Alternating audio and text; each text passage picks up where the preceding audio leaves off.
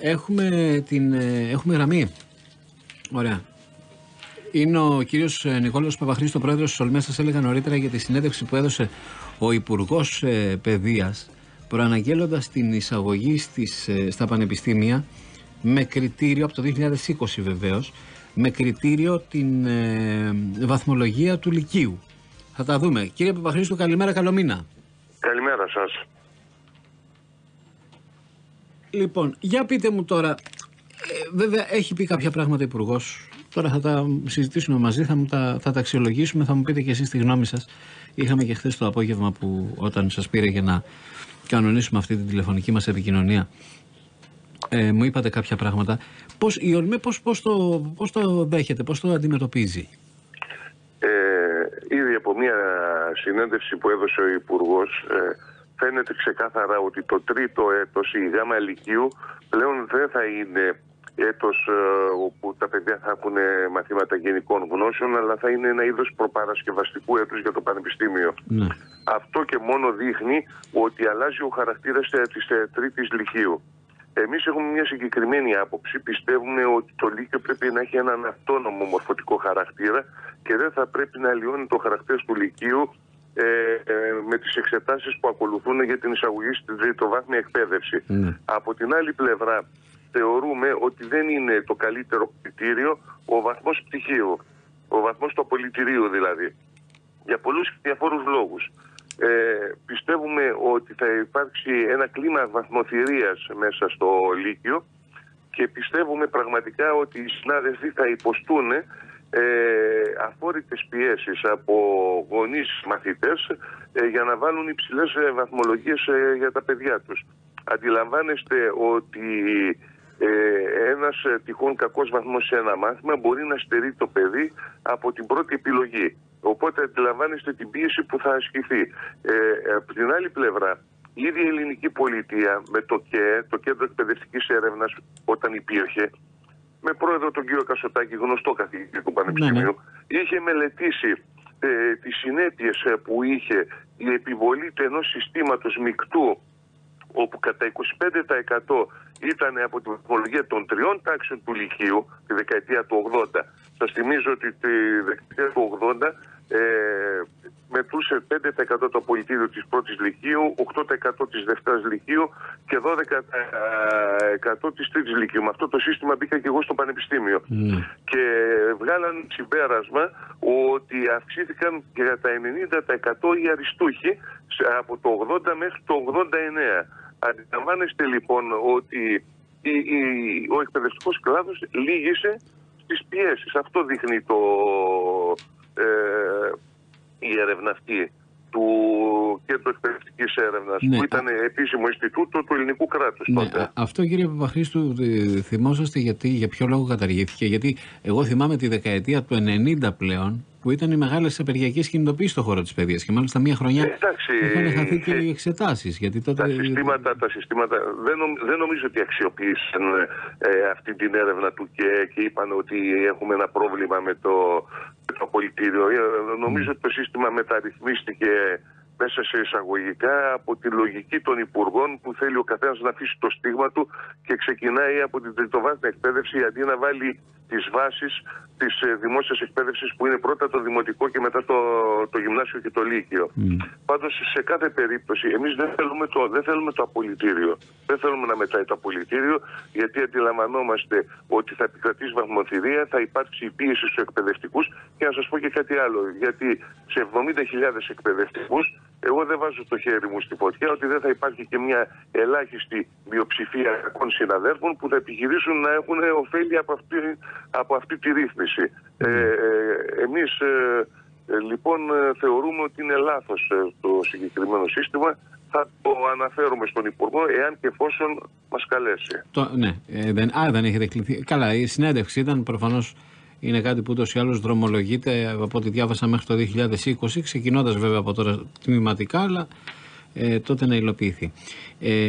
Αυτό που είπατε τώρα μπορώ να το καταλάβω, γιατί σε όλους τους επαγγελματικούς χώρους υπάρχουν πάντα άνθρωποι οι οποίοι δεν λειτουργούν με τον σωστό και τον νόμιμο τρόπο, και προφανώς και στο δικό σας χώρο μπορεί να υπάρξουν κάποιοι οποίοι θα προσπαθήσουν να υποφεληθούν από αυτή την αλλαγή. Αλλά επιτρέψτε μου να παίξω λίγο και το συνήγορο του διαβόλου. Λέτε, και το καταλαβαίνω και το σέβομαι και το αντιλαμβάνομαι, ότι δεν είναι η λογική να γίνει σαφάρι βαθμών, ας πούμε, η τρίτη λυκείου, έτσι ώστε να μπορεί να μπει κάποιος σε ένα ανώτατο εκπαιδευτικό ίδρυμα, και είναι και λογικό αυτό. Δεν ξέρω σε επίπεδο ανταγωνισμού τι θα μπορούσε να σημάνει, αλλά εν πάση περιπτώσει ίσως να μην είναι ο σωστός τρόπος. Απ' την άλλη, θα έρθει τώρα κάποιος γονιός ή κάποιος μαθητής και θα πει: πού είναι αριστούχος? Γιατί νομίζω τα έχετε συναντήσει και αυτά, κύριε Παπαχρήστου. Ναι. Δεν είναι, όχι, δεν θα το πω άδικο, γιατί η αδικία είναι τώρα ένας όρος που θέλει πάρα πολύ συζήτηση. Ένας αριστούχος μαθητής σε μια κακή μέρα από μια εξέταση και μόνο, ενώ τις πανελλαδικές, να βρεθεί εκτός. Ναι, αυτός είναι ο βασικός προβληματισμός και της Ομοσπονδίας για το υφιστάμενο σύστημα των πανελλαδικών εξετάσεων. Όμως σε κάθε περίπτωση πρέπει να μετράμε τα υπέρ και τα κατά του συστήματος. Το σύστημα που υπάρχει στις ημέρες μας έχει αυτό το πρόβλημα και αυτό είναι το ζήτημα που μας προβληματίζει και εμάς ως εκπαιδευτικούς. Από την άλλη πλευρά όμως το σύστημα το οποίο εισηγείται ο Υπουργός Παιδείας προφανώς θα έχει προβλήματα διαφάνειας, και προφανώς θα υπάρχει μια αφόρητη πίεση δημοσίων υπαλλήλων να μην ασκήσουν καλά το λειτουργήμά τους. Γιατί εγώ δεν μπαίνω στη λογική των δωροδοκιών ή του να κάνει κάποιος ιδιαίτερα τους μαθητές, το οπότε θα είναι δεσμευμένος εκεί. Αυτά θα είναι ελάχιστες περιπτώσεις που μπορεί όμως να υπάρξουν. Μπαίνω στη λογική ότι ένας δημόσιος υπάλληλος, όπως είναι ο καθηγητής, όταν υφίσταται καθημερινό, θα έλεγα bullying, να χρησιμοποιήσω αυτή τη λέξη, από γονείς και μαθητές, από την τοπική κοινωνία, είναι προφανές ότι θα λυγίσει. Δεν είμαστε και στην οτροπία του 1950 που βλέπαμε στις ελληνικές ταινίες που ο καθηγητής ήταν αποκομμένος από την κοινωνία και έκανα παρέα μεταξύ τους για να είναι σε απόσταση από γονείς και μαθητές, να μην υπάρχουν πιέσεις. Τροποντινά αδέκαστος, ναι, και να μην έρχεται σε επαφή, ας πούμε, με ανθρώπους που θα μπορούσαν να τον επηρεάσουν με τον ένα ή τον άλλο τρόπο. Τα έχουμε δει και στην πραγματικότητα, τα έχουμε δει και στις ελληνικές ταινίες της εποχής. Λοιπόν, η δική σας η πρόταση ποια είναι οπότε? Εμείς καταρχάς επισημαίνουμε έναν ανορθολογισμό που υπάρχει στην ελληνική εκπαίδευση. Στην Ελλάδα έχουμε το 75% των παιδιών που πηγαίνουν στην γενική παιδεία και 25% στην τεχνική εκπαίδευση, όταν σε ολόκληρη την Ευρώπη ισχύει ακριβώς το αντίθετο. Όμως στην υπόλοιπη Ευρώπη, και ενώ τις προοδευμένες χώρες της Δυτικής Ευρώπης, η τεχνική εκπαίδευση αφενός μεν είναι πλήρως αναβαθμισμένη, αφετέρου δε σε οδηγεί στην αγορά εργασίας με ικανοποιητικότατες αμοιβές. Άρα είναι ένα ισχυρό κίνητρο για τους μαθητές, τους μέσους μαθητές, να ακολουθήσουν την τεχνική εκπαίδευση. Ο ίδιος ο Υπουργός στη συνέντευξη που έδωσε λέει ότι δημιουργούνται και αυτά τα διετής κύκλοι σπουδών μέσα στα πανεπιστήμια, που δεν είναι πανεπιστημιακές σπουδές, αλλά είναι σπουδές με την εγγύηση των πανεπιστημίων, που απευθύνονται αποκλειστικά στους αποφύτους της επαγγελματικής εκπαίδευσης. Είναι ένα θετικό μέτρο, είναι ένα θετικό μέτρο, βεβαίως, να δουλέψει πρώτα, να το δούμε τα πανεπιστήμια να το υλοποιούν.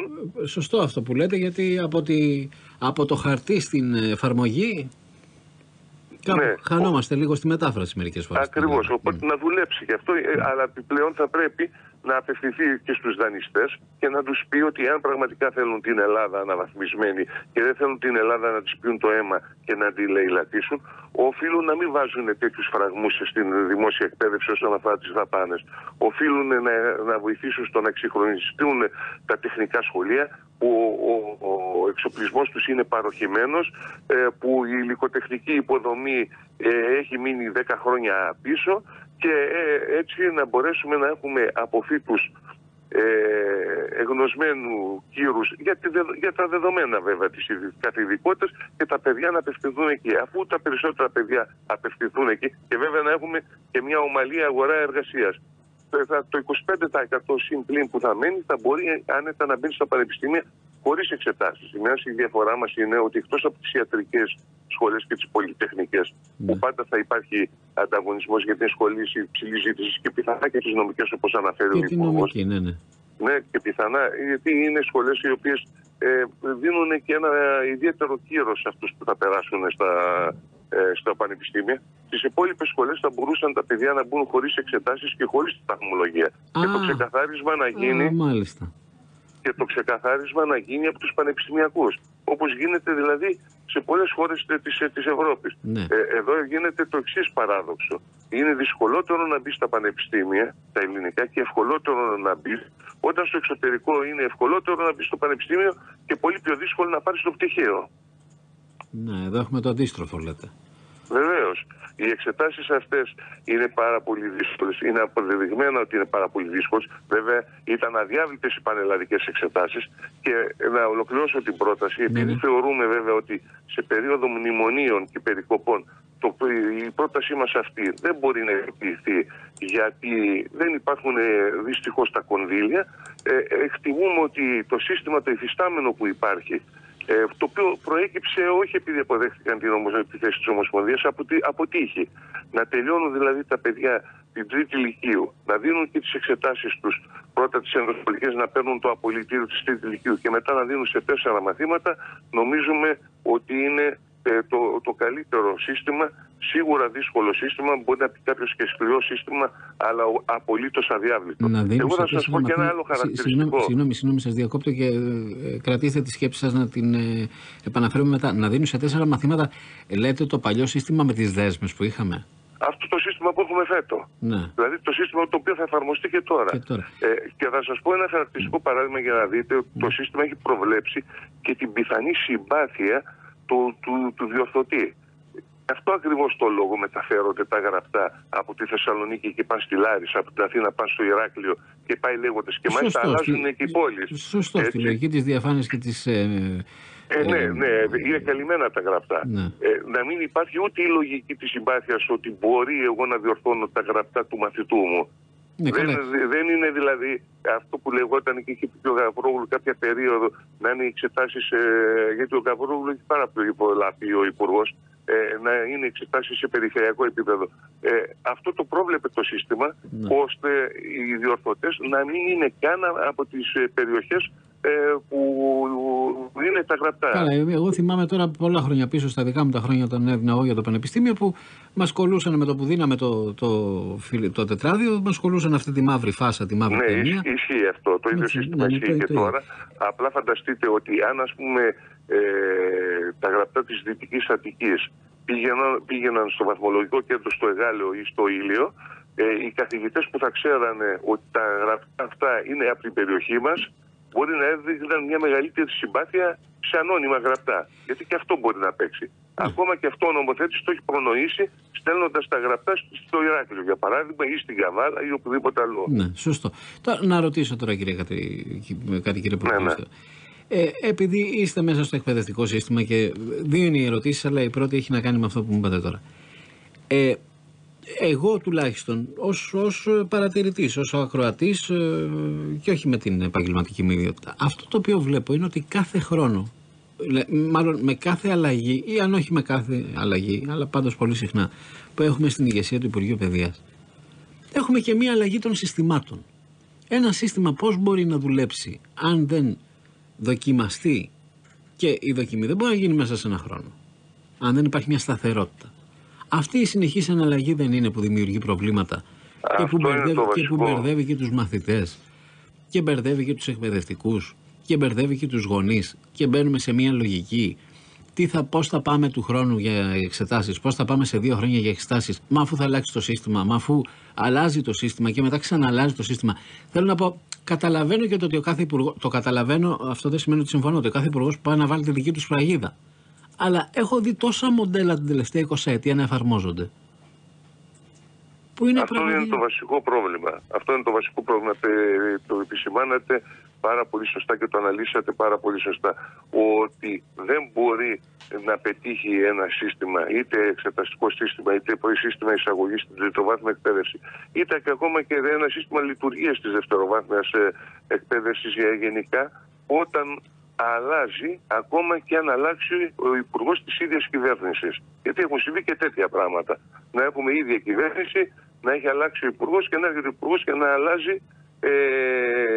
ρυθμίσεις τις οποίες είχε πάρει ο προηγούμενος υπουργός της ίδιας κυβέρνησης. Ναι, θέμα αυτό είναι το βασικό μας πρόβλημα. Θέμα προσωπικής φιλοσοφίας και εκτίμησης της κατάστασης, εν πάση περιπτώσει, ή του πώς πρέπει να λειτουργήσει. Τώρα, καλά, εντάξει, βέβαια είναι στα σπάργανα τώρα. Οι σκέψεις που μετέφερε στη συνέντευξη του Υπουργός προφανώς και βαίνουν προς υλοποίηση, αλλά νομίζω ότι θα γίνει κάποιος διάλογος, δεν θα γίνει ή αποφασίζεται ερήμην. Εσείς τα ξέρετε τώρα αυτά τι γίνεται. Κοιτάξτε, δυστυχώς το προηγούμενο χρονικό διάστημα σε άλλα νομοσχέδια που έχει κατεβάσει ο Υπουργός, διάλογος ουσιαστικός δεν υπήρχε και η κατάθεση της άποψης της Ομοσπονδίας στην Επιτροπή Μορφωτικών Υποθέσεων είναι μια θεσμοθετημένη διαδικασία που προβλέπει η ίδια η λειτουργία της Βουλής και γίνεται για τα μάτια του κόσμου περισσότερο. Γίνεται για να γίνει, θέλω να δηλαδή. πιστεύω.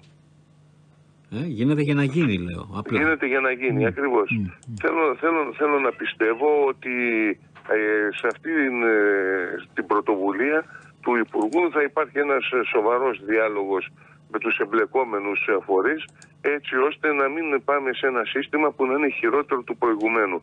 Γιατί θα σας πω κάτι, σε μια χώρα που η αξιοκρατία και η αξιοπιστία και η διαφάνεια δεν είναι δεδομένη, δεν είμαστε Σουηδία, καλύτερα είναι να υπάρχει ένα δύσκολο σύστημα για τους μαθητές, αλλά πλήρως διαφανές, παρά ένα σύστημα που θεωρητικά είναι ευκολότερο, αλλά πάσχει στο ζήτημα της διαφάνειας. Μπορεί να υποστηριχθεί ένα δυσκολότερο σύστημα, κύριε Παπαχρήστου, και από το εκπαιδευτικό προσωπικό?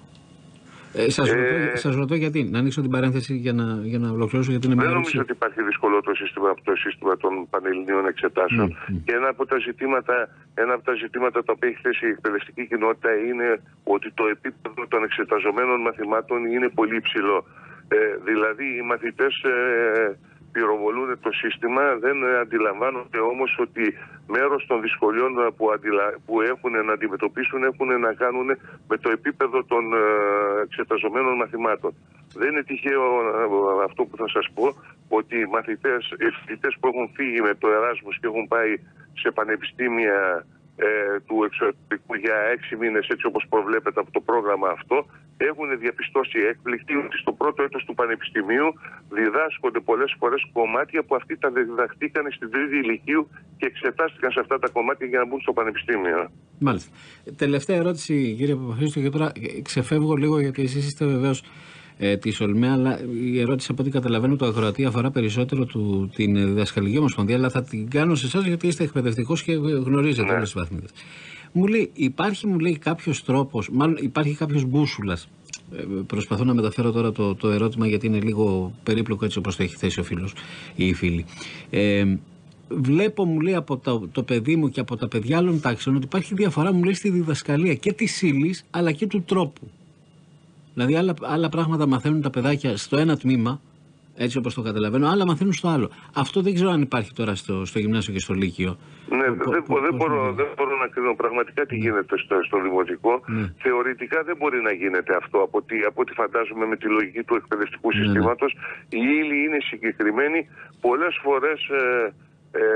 φορές βέβαια ένας καθηγητής εμένει σε κάποιες ενότητες του γνωστικού αντικειμένου περισσότερο και κάποιος εμένει περισσότερο σε κάποιες άλλες. Ανάλογα με τις ανάγκες του τμήματος, υποθέτω, ναι. Ναι, εγώ θα σας μεταφέρω ως γονέας, γιατί οφείλω να πω ότι δεν είμαι ειδικός και δεν θα ήθελα να τοποθετηθώ. Απλά το θέτω ως ερώτημα, γιατί και εμένα τώρα μου ήρθε και... Εγώ ως γονέας έχω να σας πω χαρακτηριστικά ότι από τα 2 παιδιά που έχω πέρασαν από το δημοτικό, είδα, ας πούμε, ότι ο ένας δάσκαλος έδωσε με περισσότερο έμφαση στα μαθηματικά σε σχέση με τη γλώσσα, ενώ αντίθετα έγινε την επόμενη στην άλλη περίπτωση. Έχει να κάνει και με τις επιλογές του εκπαιδευτικού, τις δεξιότητες, τις κλήσεις του, που εκτιμάει ότι υπάρχει στερή το τμήμα. Είναι διάφορα παιδαγωγικά. Και τη φιλοσοφία του την εκπαιδευτική και αυτό που είπατε, μπορεί ένας εκπαιδευτικός να θεωρήσει ότι, για παράδειγμα, υπάρχει, γιατί οι δάσκαλοι τα κάνουν όλα, ότι υπάρχει στέρηση, ξέρω και εγώ, στο τμήμα αυτό στα μαθηματικά, οπότε θα δώσει μεγαλύτερη έμφαση στα μαθηματικά. Ή ότι άλλος θα δει ότι το τμήμα αυτό υστερεί στο μάθημα της γλώσσας. Πιθανόν κάτι τέτοιο θα λέει Ναι, υποθέτω και εγώ ότι αυτό προφανώς εννοεί. Τελική ευθεία, έτσι. Μπήκαμε στον Μάιο, σας είπα και καλό μήνα. Πόσος καιρός έμεινε, πάμε. Είμαστε προς το τέλος της περίοδου. Τι περιμένουμε τώρα? Σχετικά με αυτό με τις εξετάσεις, εγώ θέλω να σας πω κάτι. Γιατί έχει γίνει μεγάλη σπέκουλα και έχει γίνει μεγάλη σπέκουλα και από τον ΩΣΑ σχετικά με τον χρόνο διδασκαλίας των μαθημάτων. Θα σας θυμίσω ότι τη δεκαετία του 90 οι πανελλαδικές εξετάσεις διεξάγονταν τις τελευταίες μέρες του Ιουνίου. Και τα μαθήματα δεν τελείωναν τέλη Μαΐου. Μάλιστα τα προηγούμενα χρόνια τελειώναν ακόμα νωρίτερα. Το γεγονός ότι τα μαθήματα τελειώνουν τόσο νωρίς και οι εξετάσεις γίνονται αρχές Ιουνίου, με την πρόφαση ότι ο καιρός είναι καλός, είναι ένα επιχείρημα που εγώ δεν το απορρίπτω. Είναι πιο βολικός ο καιρός. Δεν είναι όμως αυτό το ζητούμενο. Το ζητούμενο είναι η περιστολή, η περιστολή του κόστους των πανελληνίων εξετάσεων. Γιατί έτσι πως ενημέρωσε των ακροατών σας, από ένα διάταγμα της Χούντας ακόμα, οι εκπαιδευτικοί είναι οι μόνοι δημόσιοι υπάλληλοι που έχουν καθορισμένη άδεια. Είναι ο Ιούλιος. Έτσι ώστε ο Υπουργός Παιδείας να έχει το δικαίωμα τον Αύγουστο ανά πάσα στιγμή να τους καλέσει. Ο Αύγουστος είναι μήνας άδειας των μαθητών, όχι των εκπαιδευτικών. Ναι, ήδη ξεκινάνε οι προετοιμασίες για την επόμενη σχολική χρονιά. Βεβαίως. Άρα λοιπόν οι βαθμολογήσεις που γινόταν μέσα στον Ιούλιο υποχρεωτικά σήμαινε ότι ο εκπαιδευτικός έπαιρνε επίδομα μην καταβληθείς άδειας και ανέβαινε το κόστος των πανελλαδικών εξετάσεων. Άρα για οικονομία. Βεβαίως, για οικονομία έχει γίνει αυτό. Δεν το ομολογεί καμία πολιτική ηγεσία. Έχουν αλλάξει τόσες κυβερνήσεις. Και από την άλλη πλευρά έρχεται και ο ΩΣΑ, που σαφέστατα το γνωρίζει και ο ΩΣΑ για ποιο λόγο έγινε αυτό. Γιατί πιθανά και αυτοί το προτείναν στη λογική της περιστολής του εργασιακού κόστους και μιλάνε για μείωση των εβδομάδων διδασκαλίας. Είναι μια υποκρισία από το διεθνή αυτό οργανισμό. Μάλιστα. Κύριε Παπαχρήστου, σας ευχαριστώ πάρα πολύ. Ο κύριος Νικόλαος Παπαχρήστου, πρόεδρος του ΟΛΜΕ. Καλό μήνα να ευχηθώ και να δούμε τι θα γίνει από εδώ και πέρα. Εύχομαι τα καλύτερα. Να είστε καλά. Ευχαριστώ για τη φιλοξενία σας. Εγώ και εγώ, να είστε καλά. Καλημέρα.